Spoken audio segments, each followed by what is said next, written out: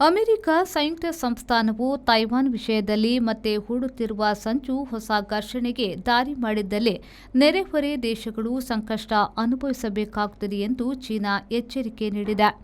ಜರ್ಮನಿಯ ಮ್ಯೂನಿಚ್ನಲ್ಲಿ ನಡೆಯುತ್ತಿರುವ ಭದ್ರತಾ ಸಮ್ಮೇಳನದಲ್ಲಿ ಮಾತನಾಡಿದ ಪೀಪಲ್ಸ್ ರಿಪಬ್ಲಿಕ್ ಆಫ್ ಚೀನಾದ ವಿದೇಶಾಂಗ ಸಚಿವ ವಾಂಗ್ ಯಿ ಅವರು ಮೇಲಿನಂತೆ ಎಚ್ಚರಿಕೆ ನೀಡಿದರು. ತೈವಾನ್ ದ್ವೀಪವು ಚೀನಾದ ಅವಿಭಾಜ್ಯ ಅಂಗ. ಇಲ್ಲಿ ಇರುವುದು 1948ರಲ್ಲಿ ಚೀನಾ ಮುಖ್ಯ ನೆಲದಿಂದ ಓಡಿ ಹೋದವರು. ಅದು ಚೀನಾವಲ್ಲದೆ ಬೇರೇನೂ ಅಲ್ಲ. ಅಮೆರಿಕ ಮತ್ತು ಅದರ ಮಿತ್ರ ದೇಶಗಳು ಕಾಲು ಶತಮಾನ ಅದೇ ಚೀನಾ ನಮ್ಮದಲ್ಲ ಎಂದಿದ್ದವು. ಮುಂದೆ ಮುಖ್ಯ ಚೀನಾವನ್ನ ಒಪ್ಪಿಕೊಂಡವು.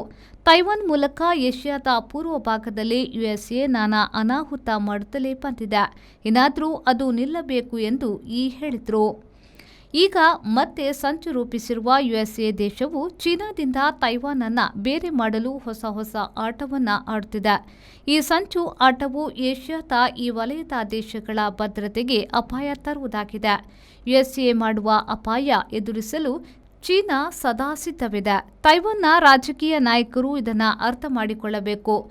ಚೀನಾದ ವಿರುದ್ಧ ಅಪಪ್ರಚಾರ ಮಾಡಲು ಯುಎಸ್ಎ ಒಂದು ತಂಡವನ್ನೇ ರಚಿಸಿದೆ. ಪೂರೈಕೆ ಸರಪಳಿ ಕಡಿಯುವುದು, ಆರ್ಥಿಕ ವ್ಯವಸ್ಥೆ ಹದಗೆಡಿಸುವುದು ಯುಎಸ್ಎಯ ಚಾಳಿ. ಇದು ಜಗತ್ತಿಗೆ ಮಾರಕ ಹೊರತು ಚೀನಾಕ್ಕೆ ಮಾತ್ರವಲ್ಲ ಎಂದು ಕೂಡ ಸ್ಪಷ್ಟವಾಗಿ ಹೇಳಿದ್ರು ಹಾಗೂ ಯುಎಸ್ಎ ಪ್ರತಿನಿಧಿಗಳಿಗೆ ಎಚ್ಚರಿಕೆಯನ್ನ ನೀಡಿದ್ರು.